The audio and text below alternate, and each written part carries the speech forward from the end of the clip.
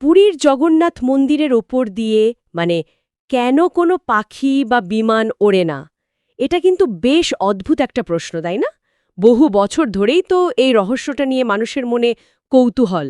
হ্যাঁ হ্যাঁ একদম। ব্যাপারটা সত্যিই খুব রহস্যময়। আজ আমরা ভাবলাম হাতে যে বিভিন্ন সূত্র থেকে তথ্য পাওয়া গেছে সেগুলো একটু নেড়েচেড়ে দেখি।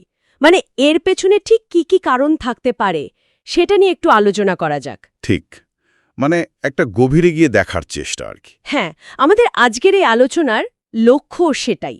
ঘটনাটার বিভিন্ন দিক, যেমন ধরুন মানুষের বিশ্বাস, পুরনো দিনের গল্প, আমার এখনকার বিজ্ঞান বা প্রযুক্তি কি বলছে, সবটা একটু ছুঁয়ে যেতে চাই। বেশ ভালো উদ্যোগ, চলুন তাহলে। আচ্ছা, একটা জিনিস কিন্তু প্রথমেই বেশ চোখে পড়ে, তাই না? সাধারণত যে কোনো উঁচু মন্দির বা ধরুন কোনো বাড়ির মাথায় পাখি তো আমরা হামেশাই উড়তে দেখি, বসতেও দেখি। দেখি তো। কিন্তু পুরীর জগন্নাথ মন্দিরের চূড়াটা যেন একদম আলাদা। শুধু পাখি না, মানে শোনা যায় কোনো কমার্শিয়াল প্লেন বা হেলিকপ্টারও নাকি ওটার উপর দিয়ে যায় না। এটা কি সত্যি? হ্যাঁ, লোকমুখে তো এটাই প্রচলিত, আর এটাই তো রহস্যটাকে আরো ঘনীভূত করে তোলে। স্থানীয় বিশ্বাস বা ধরুন পৌরাণিক যে গল্পগুলো আছে সেগুলোতে বলা হয় এটা নাকি স্বয়ং ভগবান জগন্নাথের লীলাক্ষেত্র। হুম। আর তার ওই মানে অলৌকিক শক্তির জন্যই নাকি কোনো উড়ন্ত জীব বা বস্তু মন্দিরের আকাশসীমা পেরোতে পারে না। আচ্ছা। কেউ কেউ আবার এটাও বলেন যে মন্দিরকে এতটাই পবিত্র আর মানে উঁচুতে স্থান দেওয়া হয় যে পাখিরাও যেন সম্মান জানিয়ে ওর ওপর দিয়ে ওড়ে না, যেন একটা একটা অলিখিত নিয়ম হয়ে গেছে। এটা একটা ইন্টারেস্টিং ভাবনা, মানে প্রকৃতির নিজেরই একটা শ্রদ্ধাবোধ। হ্যাঁ, অনেকটা সেরকম। এমনকি এটাও শুনেছি যে মন্দিরের চূড়ার ছায়া নাকি কখনো মাটিতেই পড়ে না, ভাবা যায়। হ্যাঁ, এই ছায়া না পড়ার ব্যাপারটা নিয়ে অনেক কথা প্রচলিত আছে। এই বিশ্বাসগুলো যদি দেখেন তাহলে একটা জিনিস খুব পরিষ্কার বোঝা যায়। কি বলুন তো? কিভাবে মানুষের গভীর ভক্তি, লোকমুখে ফেরা গল্প আর মন্দিরের যে একটা আধ্যাত্মিক পরিবেশ সব মিলেমিশে একাকার হয়ে গেছে। এই কাহিনীগুলোই তো মন্দিরের রহস্যময়টাকে আরো বাড়িয়ে দেয়, তাই না? একদম ঠিক। প্রজন্মের পর প্রজন্ম ধরে এগুলোই মানুষের মনে গেঁথে আছে। কিন্তু মানে এখানেই তো বিষয়টা আরও একটু অন্যদিকে মোড় নেয়। কোন দিকে? যখন আমরা একটু বৈজ্ঞানিক বা ধরুন প্রশাসনিক কারণ খোঁজার চেষ্টা করি, যেমন বিমান কেন ওড়ে না, এর একটা ব্যাখ্যা তো হতে পারে যে পুরীর আকাশপথ হয়তো এয়ার ট্রাফিক কন্ট্রোল বা এটিসি, হ্যাঁ, এটিসি, যারা বিমানের চলাচল নিয়ন্ত্রণ করে। হ্যাঁ, তাদের দ্বারা নিয়ন্ত্রিত। আর মন্দির চত্বরটা হয়তো একটা নো ফ্লাই জোন হিসেবে চিহ্নিত করা আছে। ঠিক, এই নো ফ্লাই জোনের ধারণাটা গুরুত্বপূর্ণ, কারণ এর পেছনে অনেকগুলো কারণ থাকতে পারে। যেমন ধরুন ওই এলাকার নিরাপত্তা। হ্যাঁ, নিরাপত্তা একটা বড় কারণ হতে পারে। অথবা ধর্মীয় সংবেদনশীলতা রক্ষা করা, কিংবা ধরুন ওটা তো একটা খুব ঘন বসতিপূর্ণ পর্যটন এলাকা। ঠিক, প্রচুর মানুষজন থাকে। হ্যাঁ, তো দুর্ঘটনা এড়ানোর জন্য এটা করা হতে পারে। কিন্তু প্রশ্ন হলো, এই নো ফ্লাই জোনের নিয়মটা কি আজকের, নাকি এই ঘটনার কথা তারও অনেক আগে থেকে শোনা যায়? এটাই একটা বড় প্রশ্ন। আর এই নিয়ম তো প্লেন বা হেলিকপ্টারের জন্য, কিন্তু পাখিদের আচরণকে এটা কিভাবে ব্যাখ্যা করবে? একদম, এই পয়েন্টটা খুব জরুরি। পাখিদের ব্যাপারটা আসলেই আরও বেশি মানে রহস্যময়। কিছু তত্ত্ব অবশ্য শোনা যায়। যেমন?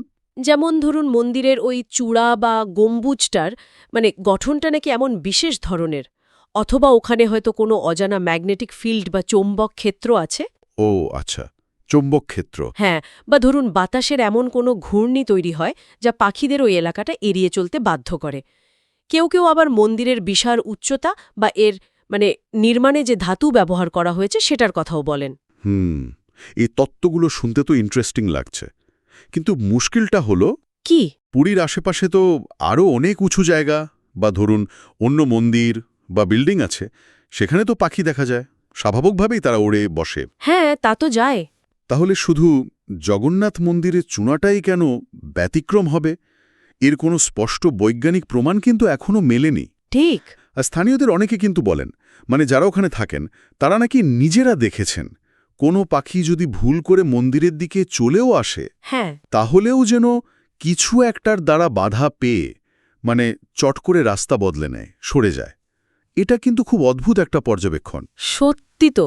এটা পুরো ব্যাপারটাকে আরও বেশি মানে কৌতূহলজনক করে তোলে। তাহলে সব মিলিয়ে বিষয়টা ঠিক কি দাঁড়ালো? সেটাই, মানে একদিকে রয়েছে মানুষের শতাব্দীর পর শতাব্দী ধরে চলে আসা গভীর বিশ্বাস, লোকমুখে ফেরা নানান গল্প, হুম। আর অন্যদিকে আধুনিক যুগের কিছু ব্যাখ্যা দেওয়ার চেষ্টা, যেমন এই নো ফ্লাই জোন বা পাখিদের আচরণ নিয়ে কিছু ধারণা। কিন্তু কোনোটাই যেন পুরো ছবিটা পরিষ্কার করছে না, তাই না? একদম, কোনোটাই চূড়ান্ত বা অকাট্য নয়। মূল কথা হলো পুরীর জগন্নাথ মন্দিরের উপর দিয়ে পাখি বা বিমানের না ওড়ার এই যে ঘটনাটা, এর রহস্য কিন্তু আজও পুরোপুরি উন্মোচিত হয়নি।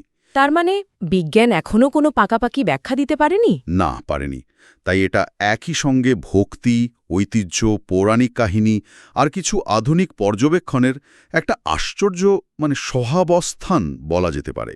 অনেকে তো এটাকে এক ধরনের আধ্যাত্মিক বিস্ময় বা স্পিরিচুয়াল মিরাকল হিসেবেই দেখেন এবং দেখতে পছন্দ করেন। আধ্যাত্মিক বিস্ময় কথাটা বেশ যুক্তিযুক্ত শোনা এই পরিপ্রেক্ষিতে। আজকের আলোচনা প্রায় শেষের দিকে।